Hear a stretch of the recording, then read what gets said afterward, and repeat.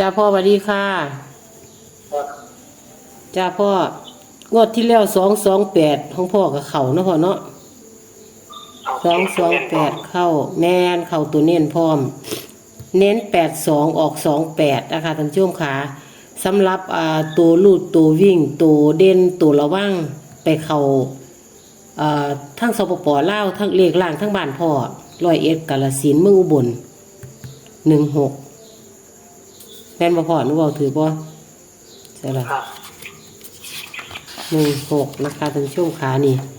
163228นี่ของพ่อเขา16พร้อม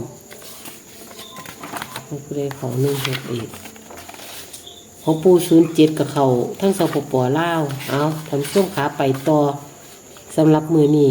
ของเจนางน่ะเขาทั้งบนล่างสปป.ลาวเขาทั้งบนของทั่วไปเนาะค่ะเนาะนี่เอาตามต่อท่านผู้ชมค่ะสำหรับงวดนี้นะคะ ตัวเลขแนวทางของพวกผมนะคะเด่นตัวใดพ่อรูดตัวใดรูด9 กับ 3นะคะจับคู่79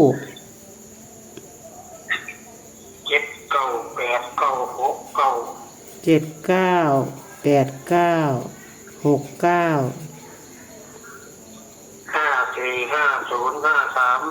54 50 53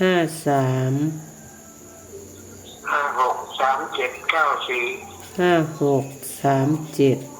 94 95 43 86 12ชุดพ่อเน้นตัวใดเนาะพ่อ74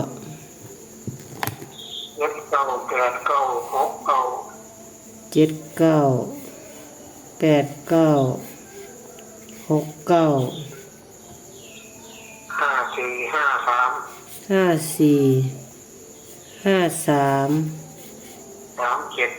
37ท่านผู้ชมค่ะอันนี้เป็นชุดตัวเลขแนวทางเล่าพัฒนาของพวกพุ่มเนาะค่ะเนาะเล่าพัฒนาของพวกพุ่มตัวเลขแนวทางวิ่งลูดที่9 กับ 3ชุดจับคู่7 9 8 9 6 9 5 4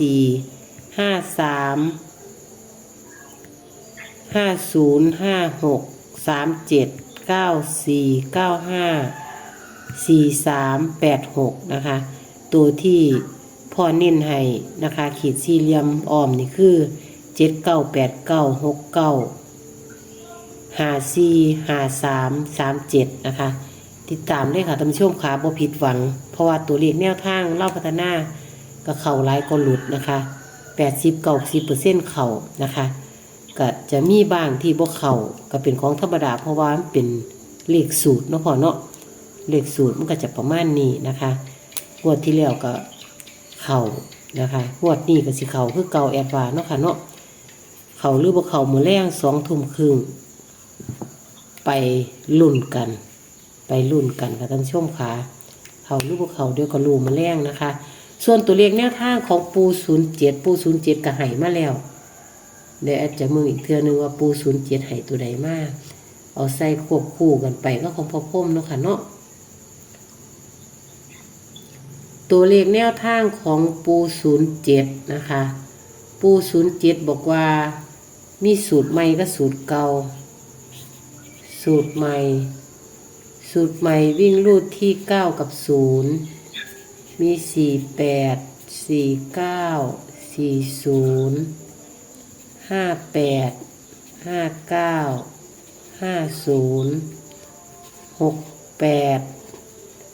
69 60อันนี้คือสูตรใหม่นะคะส่วนสูตรเก่านะคะสูตรเก่าวิ่งลูดที่7 กับ 6นะคะจับคู่มี54 55 56 64 65 66 74 75 76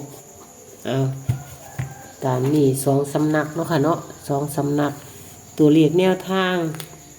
ของปู่07นะคะสูตรใหม่ นี่วิ่งรูดที่9กับ0 48 58 68 49 59 69 40 50 60ส่วนสูตรเก่าวิ่งรูดที่7กับ6มี4มี5 4 6 4 7 4 5 5 6 5 7 5 5 6 6 6 7 6นะคะมีแค่นี้ทำช่วงพิจารณามึงนะคะส่วนตัวเลขแนวทางของพ่อพุ่มชุดเต็มเดี๋ยวเอาชุดเต็มกับอันนี้ใส่ให้มึงทำช่วงสิริแคปหน้าจอไปเปรียบเทียบกันเนาะค่ะเนาะเอานี่ค่ะทำช่วงขาอันนี้เป็นชุดเต็มอันนี้ชุดตัดแคปหน้าจอเลยแคปหน้าจอเลยนะคะ1 2 3 4 5 6 7 8 9 10โอเคค่ะอันนี้คือตัวเลขแนวทางเล่าพัฒนาของพ่อพุ่มก็ของปู07ให้มีสูตรใหม่ก็สูตรเก่าชุดละ9ตัวนะคะสูตรใหม่ก็9ตัวสูตรเก่าก็9ตัวแต่ของพ่อพุ่มมีทั้งหมด12ชุดตัดให้6ชุดทำช่วงพิจารณาคักๆเลยตัวเลขแนวทางเล่าพัฒนาก็จะมีประมาณนี้นะคะเข่าไล่ก็หลุดนะคะทำช่วงขาเอาพอมีอย่างสิบอกก็แฟนคลับ FC เล่าพัฒนาบอครับเล่ามาแค่ที่เข้าหรือไม่ตัวเขาลุ้นลุ้นที่เข้า